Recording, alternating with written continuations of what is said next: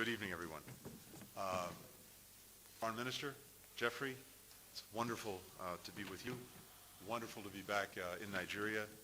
I'm grateful for the opportunity to spend time with President Buhari, with the Vice President as well. And as I was saying, it's a particular pleasure to visit in person. I actually was in Nigeria virtually as part of the first trip that we did, virtual trip that we did to Africa some months ago, but nothing replaces being here. And as we've been saying, if we're not quite yet face-to-face, at least we're mask-to-mask, and that's important.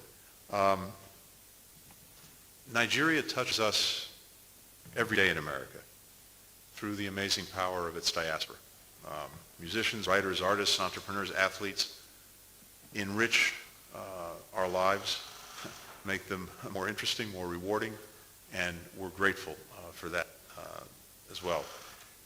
Our meetings today, the engagements that I'll have throughout my time here in Nigeria, reflect the depth of this partnership of now more than 6 decades, and the way that our collaboration is vital, and maybe more vital than ever, to tackling shared challenges and actually delivering results for our people, which is what our responsibility really is.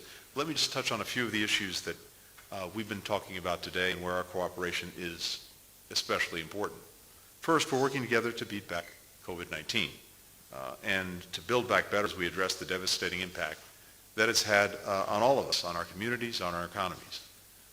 The United States has delivered 7.6 million doses of safe, effective vaccines to Nigeria, and we expect to send another significant number of doses by the end of the year, donated with no strings attached.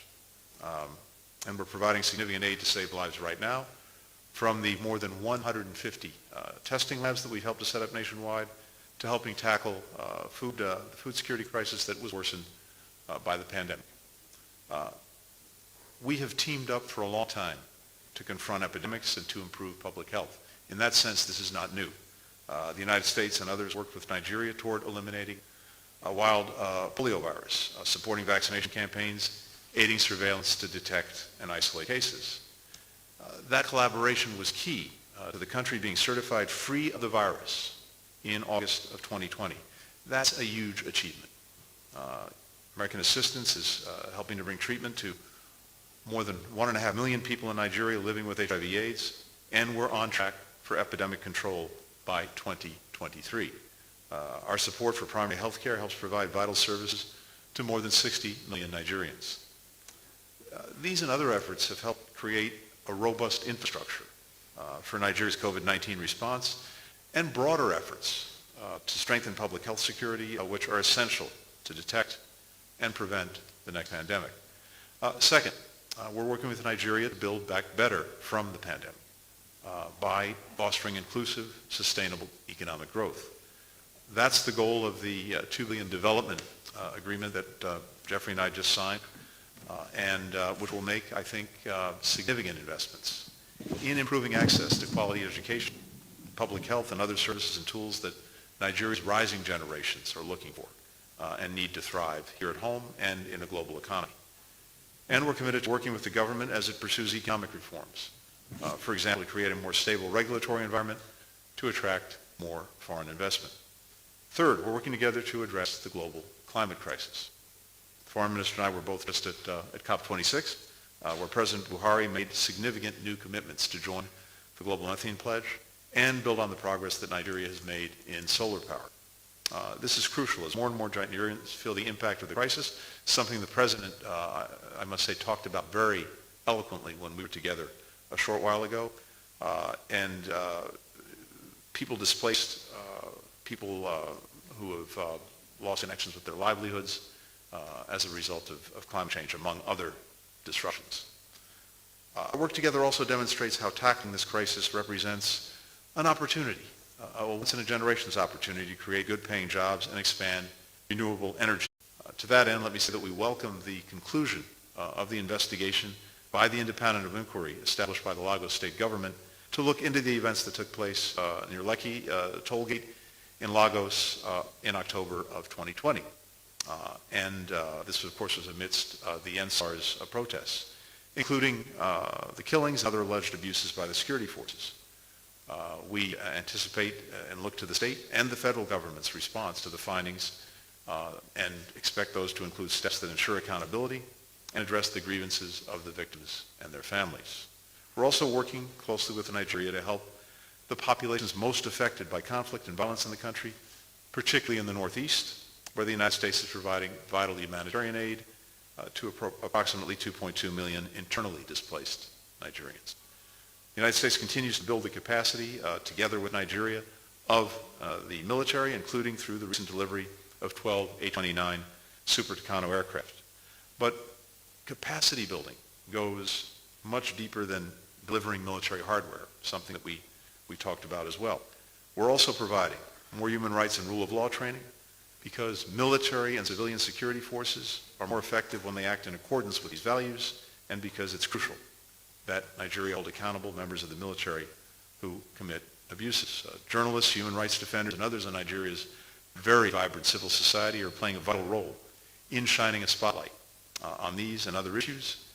Their ability to exercise freedom of expression and other basic human rights is crucial to advocating for individuals and communities and strengthening this country's vibrant democracy, as we've seen in the successful efforts to promote electoral reform and lower the age at which Nigerians can run for office.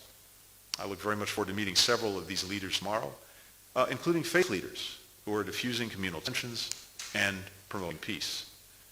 And we look forward to Nigeria, Africa's largest democracy, joining the Summit for Democracy next month. All participants, from government to civil society, will make commitments to improve and strengthen democracy in our respective countries and strengthen the partnership among democratic nations. The range of issues that we're working on together is vast, but given the interests we share and the challenges we have in common, delivering for our people demands that we find ways to deepen our existing ties and partnerships even further. That's ultimately what this visit and the work that we're doing every single day between our governments, between our people, that's what it's all about. Lastly, let me just say one brief word about yesterday's events in Sudan. The United States is deeply concerned by the violence used by the Sudanese military against people engaged in peaceful protest, which reportedly killed more than a dozen civilians and wounded scores more. The military must respect the rights of civilians to assemble peacefully and express their views. And we continue to support the demand of the Sudanese people for the restoration of the civilian-led transition, including the return of Prime Minister Hamdok to office and the immediate release of all those detained since October 25th. With that, thank you. Geoffrey.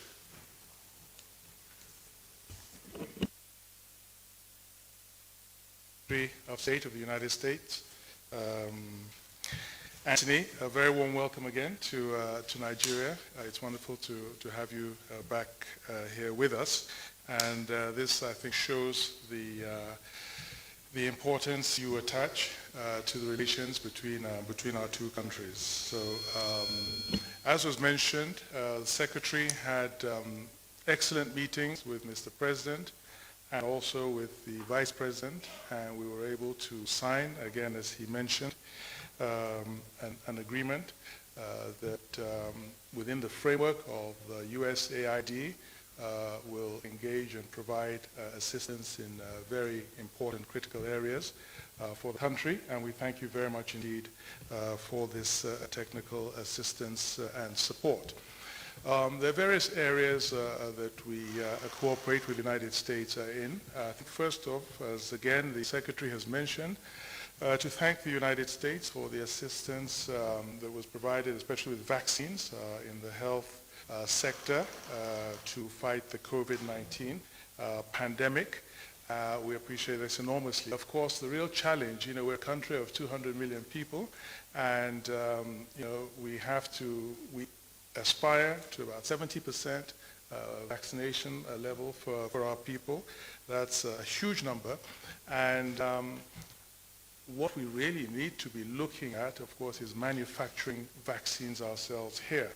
And we're hoping to have some cooperation and support from the United States and other friendly countries, in the transfer of technology that is required, and also in the licensing agreements, especially for the transfer of intellectual property rights, the permission and the license to produce. That might take some time, but we're hoping that we can count on the United States to help bring that about, as some of the pharmaceutical companies, American ones, producing very important vaccines. An area that's also of importance to us here in Nigeria is also the consular one. I mean, a lot of Nigerians, are asking how we can ease the regime of visa applications to the United States embassies.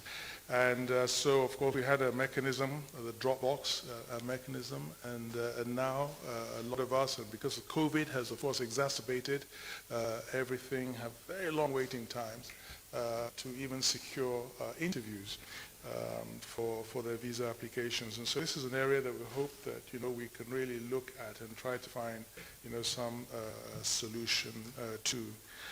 The security aspect that you've also mentioned, that was discussed with Mr. President and also with Vice President, it's an area, again, that we have very important and very fruitful cooperation with the United States. Of course, the global terrorism is a global scourge, and we all need to work together to address it. And we appreciate enormously the weaponry that's been provided to Nigeria. And as you say correctly, it's not just the the hardware, but also the quote-unquote software of training the personnel to be able to take maximum advantage of this weaponry. But we do appreciate the cooperation in the security area, the sharing of intelligence, and we're very much on the same page with regards to the fight against terrorism. In the area of trade, of course, once upon a time, the United States was our largest market for petroleum, for selling oil. And in a few years, we've seen the U.S. become totally self-sufficient. So our largest market has disappeared right there. But we would, of course, like to also access the U.S. markets for other products that we have. This government has as a priority the diversification of our economy. Of course, we've relied far too heavily on one commodity, petroleum, and the United States has a mechanism, the African Growth Opportunities Act, to facilitate market access for African countries, and we're not taking advantage of it as much as we should. And one of the areas of challenge for us is a priority area for us, which is agriculture, and we're hoping to export more agricultural products to the United States, and there's certain market access issues we have, some with regards to the quality of the agricultural products, phytosanitary aspects, and we would like to be able to work with you to be able to try and address that and facilitate more easily for our agricultural sector access to the U.S. market. And the U.S. is also coming up to look at other areas of cooperation with developing countries.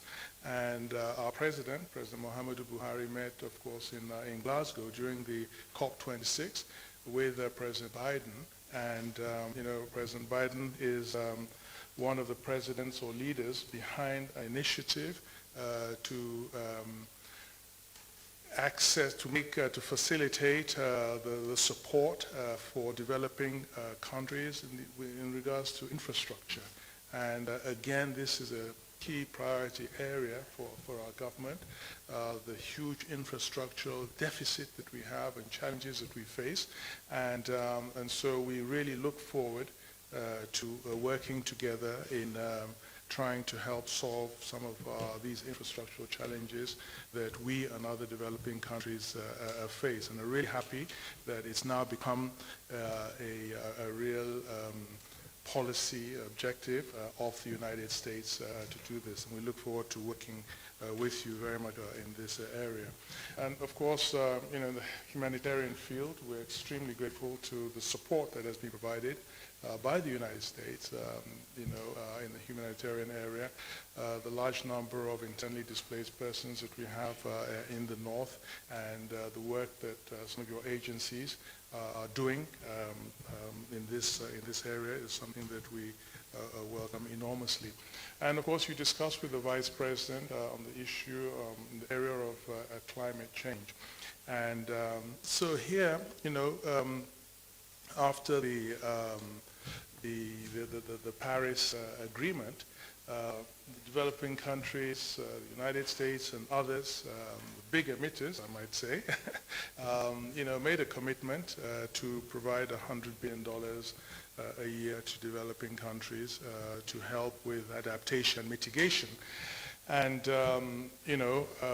so far it's been observed more in breach than in the observance of this promise. So we're hoping also that the U.S., and we're delighted to have the U.S. back supporting the multilateral system and back in the climate change, finding a solution on climate action.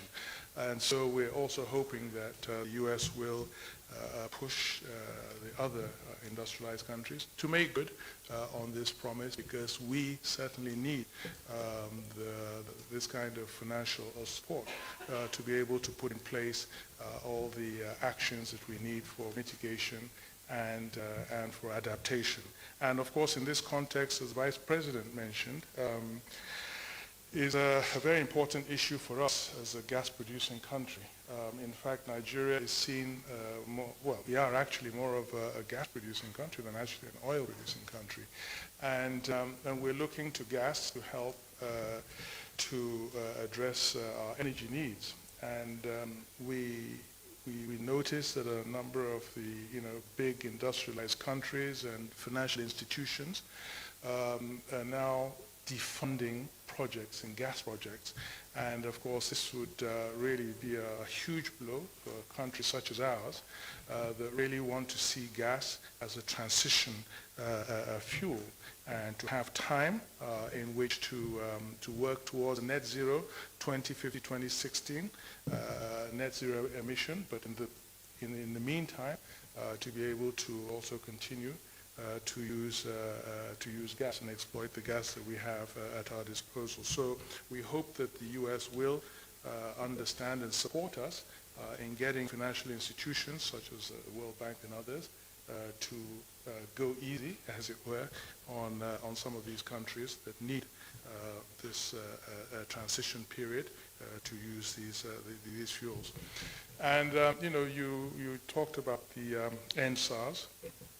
And of course, the Lagos panel has come out with a report. But I think one thing that's absolutely clear is that the government believes in the rule of law, and following all the processes. The government's been totally transparent and actually encouraged and helped to set up these panels of inquiry, and to make it transparent and totally open, and we'll continue to do so. So I think that there's no issue there. And we're also learned with and have read with much appreciation that Nigeria has been taken off the list of concern for countries that the U.S. feels have issues with religious freedom.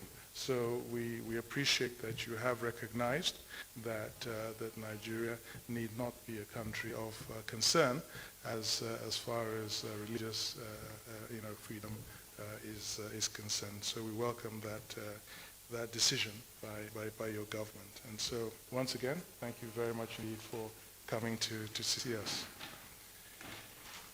Thank you very much, Mr. Blinken and Mr. Geoffrey. Now we'll take questions. There will be two from the Nigerian end while Ned Price, spokesman for the State Department, will also lead our American friends to ask 2 questions. So from Nigerian end, Gloria Umezuke from Channels Television and Emmanuel Anuli of AFP. Can we ask our questions back to back?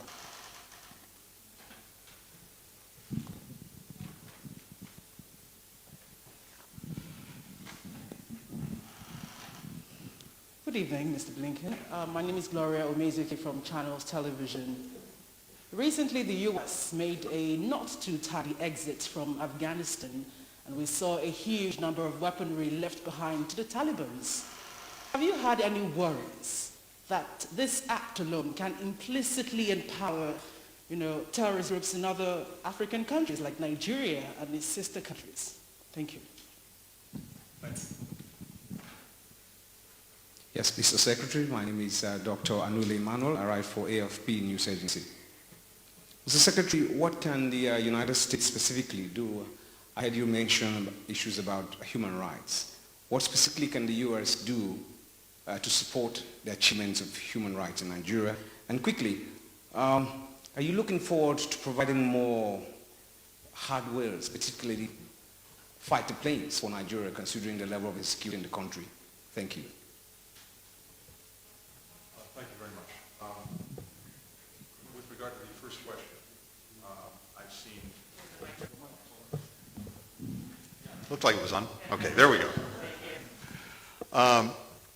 With regard to the first question, I've seen no evidence that any of the weaponry that was originally provided to the Afghan security forces over 20 years and then wound up in the hands of the Taliban after the Afghan government and military forces imploded in Afghanistan. I've seen no evidence that any of that weaponry has been transferred to any other group. And I might add, the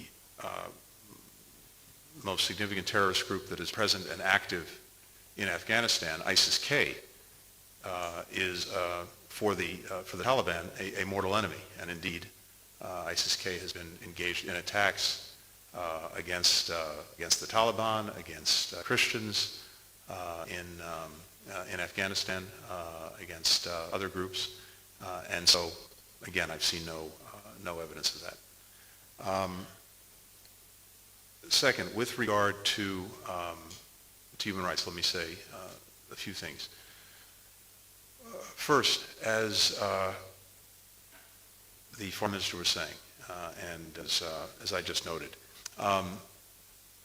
we stand strongly for human rights at home and abroad. And that means, among other things, ensuring that governments are protecting the right of assembly, of free speech. And in that context, of course, in Nigeria, we had the NSARS protests, the actions taken by security forces, the alleged abuses, which have now been investigated by these panels that were established at a state level, and very important to provide that accountability, to provide that transparency, and, depending on the conclusions of the reports, to take action to, as necessary, reform the security forces, to hold accountable any of those responsible for human rights abuses, and to do that again in full transparency.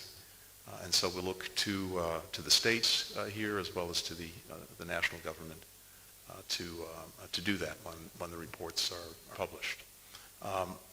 More broadly, in everything that we're doing together in partnership with Nigeria, human rights is, of course, a feature. And we're discussing as well, and you heard the Foreign Minister talk about this too, when it comes to security assistance that we're providing.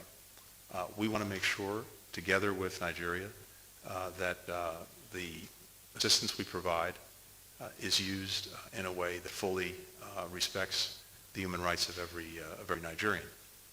And as I think the Foreign Minister said very eloquently, along with providing hardware, We are also working together on the software to make sure that those using the military equipment that we provide are trained, are steeped in the laws of armed conflict, bring to bear the absolute necessity of doing everything possible to avoid, for example, civilian casualties when that hardware is used. So that also infuses all of the work that we're doing in partnership with Nigeria. Our questions will go to Ben Hall of Fox News and Courtney McBride of the Wall Street Journal. Thank you. Secretary, Foreign Minister, thank you very much. Secretary, I wanted to ask about the competition in Africa between the US and China. How would you characterize the US approach versus the Chinese approach? And how would you compete with these no-strings-attached loans that China seems to hand out around the continent? Would you advise Nigeria, who is heavily reliant on Chinese money, to perhaps be less reliant on that? And then how much of a priority is it for the administration to secure resources in Africa, particularly rare earth minerals, which are going to become so important in the future when it comes to battery technology and the rest? China is laser focused on those, and some say they are reaping the benefits. And Foreign Minister, there has been much criticism that your government is heavily reliant on Chinese money and Chinese loans. What would you respond to that? And to what extent does that give China leverage in Nigeria? And what do you make of the competition between the US and China here in Africa? Thank you. Happy to start. Thank you. First and foremost, our engagement in Africa, with Africa, our partnership with Nigeria, with many other countries, is not about China or any other third party. It's about Africa. It's about working together to make the investments in Africa, make the investments in its people, and ultimately to ensure that across the board we help create the conditions so that there are truly, ultimately African-led solutions to any of the challenges that Africa faces. But our support, I think, can be critical in doing that. When it comes to infrastructure investment, again, this is not about China or anyone else. It is about what we would like to think of as a race to the top when it comes to those investments.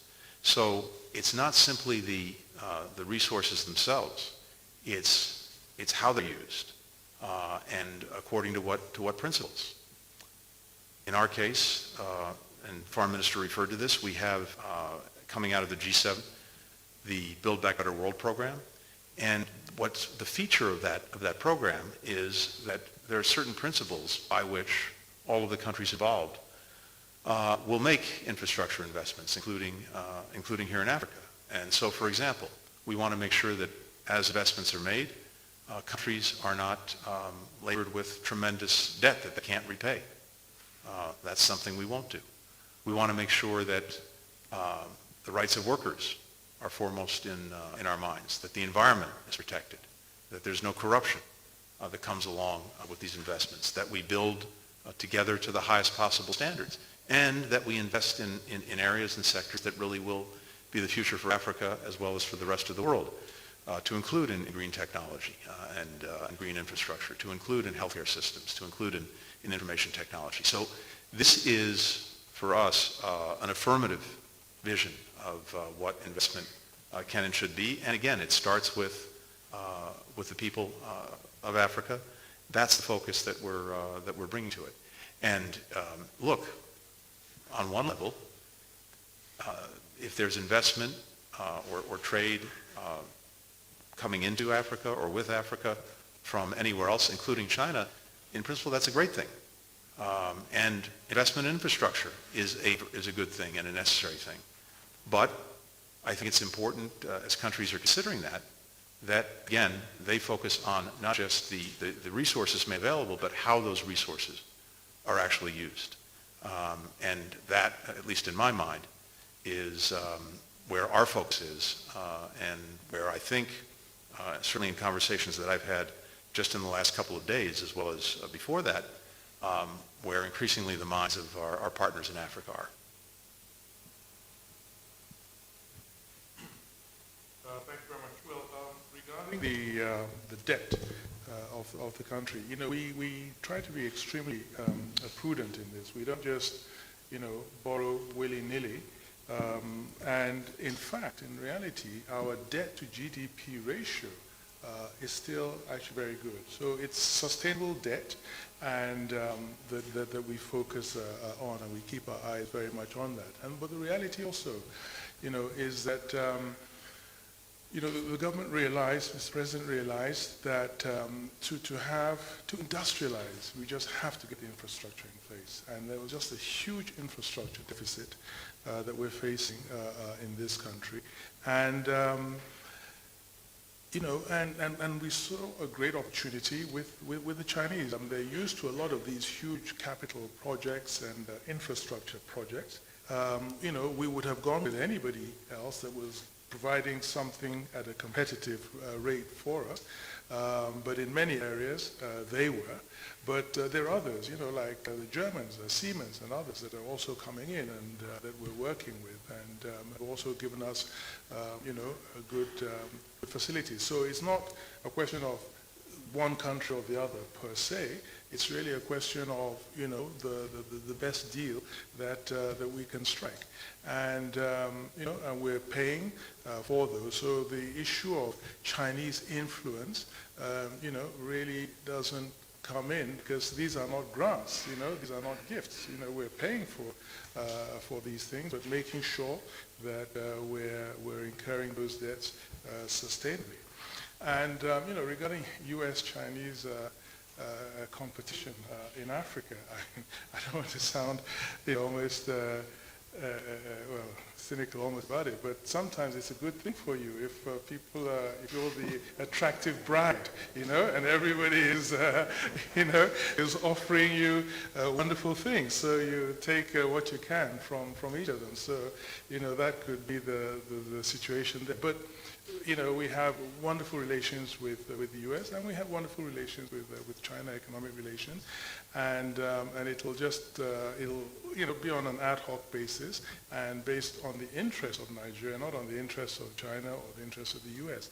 And as I said, Mr. President was at this very important meeting in Glasgow. It was convened by President Biden, Boris Johnson, and the President of the European Commission, and with presidents from various regions, and the President of the World Bank was there, looking at the new direction that Western industrialized countries, want to go to. They'd agreed on that in the G7 meeting, and we welcome that. It's something that sounds extremely attractive to cooperate with these countries to look at how we can improve the infrastructure in developing countries. And so it was something that our president found extremely attractive, and we really hope that it'll take off very quickly. So it should be a win-win-win for everybody, It should be a win-win, and that's the way we look at it. Thank you. Thank you.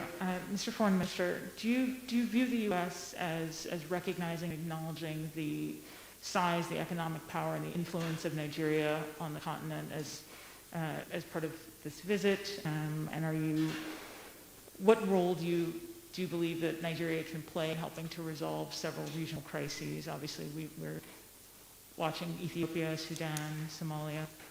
And to Mr. Secretary, the Foreign Minister outlined several areas of concern for Nigeria. Were you able to make any headway on those? I mean, do you envision further opportunities for collaboration on security, on economic and other issues?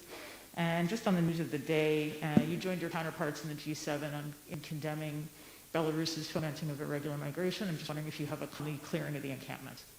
Thank you.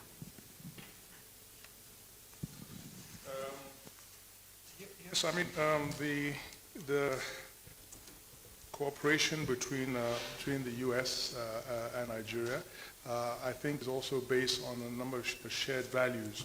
And as the Secretary has mentioned, in December, the President of the U.S. is going to host a summit, on democracies, and that's obviously one area that we have, a great deal in common. Our governance architecture and system is based on the U.S. Model. So there's a lot that, that unites us and brings us together. We we're honored by this visit, and over the last 5-6 years of this government, we've maintained very close relations with the U.S. and the different interlocutors, presidents and secretaries of state that we've interacted with, have recognized that Nigeria is the largest economy on the continent, the most populous country, and and has a very important role to play. And I think our engagement and the nature of our engagement brings this out. We see the U.S. as a very important global partner, largest economy in the world, most powerful country in the world, and we engage at the multilateral and the bilateral level with the U.S. And we also can appreciate that they also see us as having a very important position and a very important role to play on the African continent. And so we also engage with the U.S. in playing a regional role also on the continent. And this brings me to your second question about the role of Nigeria, especially in the context of some of the developments, political and otherwise, on the continent. And yes, Nigeria, it's a bit like the U.S. Globally. When you're a big country, big economy, big population, of course, a lot of the countries are going to expect a lot from you. And we do provide a lot to other African countries, a lot of support materially and in other ways.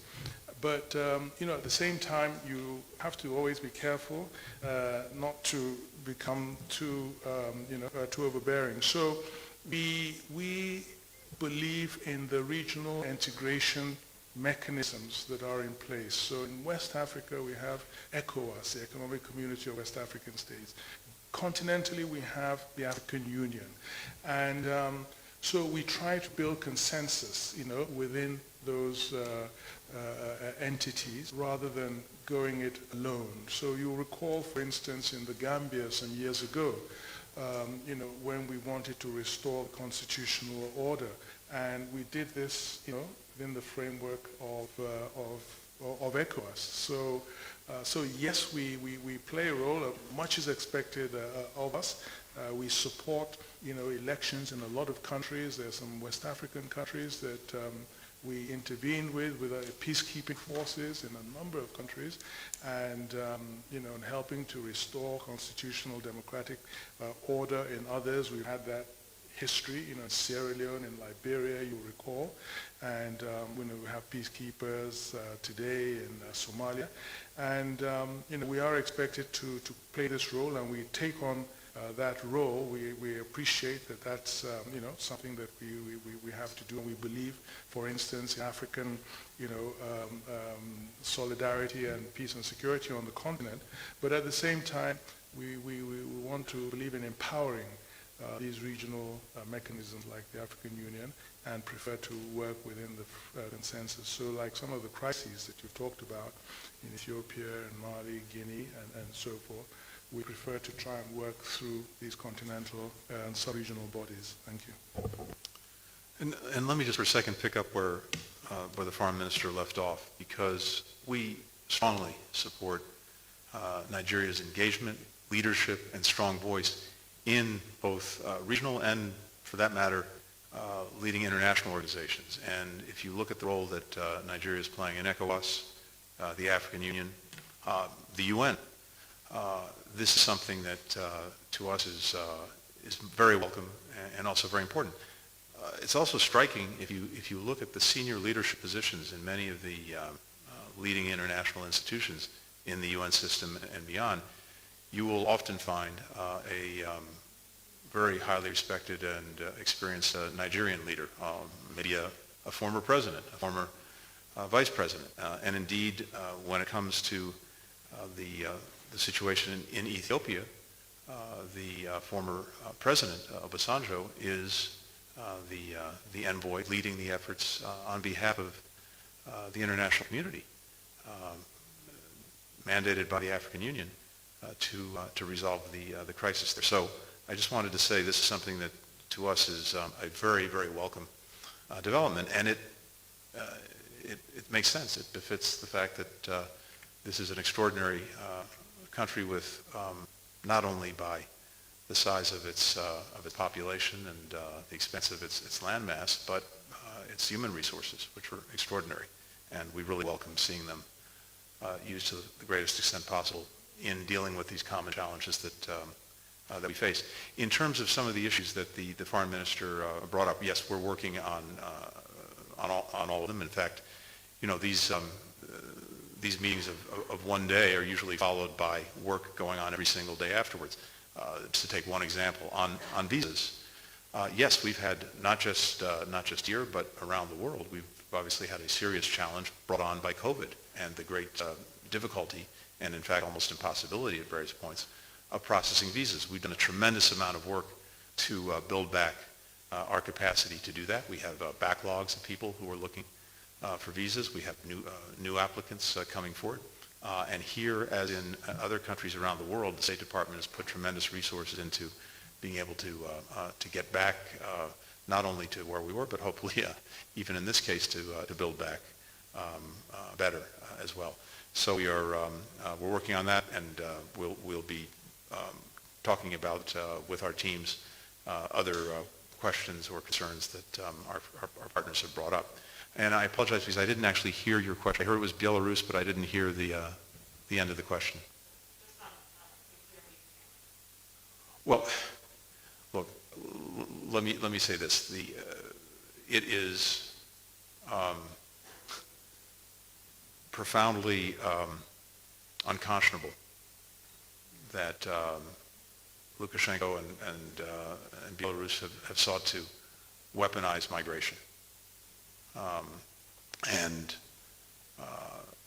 the EU has made clear its views on that, including with new sanctions. We have in place authorities to, as necessary, add to the sanctions. This effort to, as I say, weaponize migration has to stop, and we are looking very hard at exactly what actions Belarus is taking. But first and foremost, it is doing a terrible injustice to these people that it is victimizing by making them pawns in the efforts that the Belarusian regime is engaged in to be disruptive. And that has to stop, and we will, along with our European partners with whom we're in very close consultation on this. I was on the phone with the Polish foreign minister just a few days ago. We've been in regular contact with all of our EU partners. We will remain very focused on this, and we'll see exactly what this actually means and what the practical effect of the clearing of the camps is. Thank you. Thank you, Mr. Secretary. Thank you, Mr. Onyeama. That brings us to the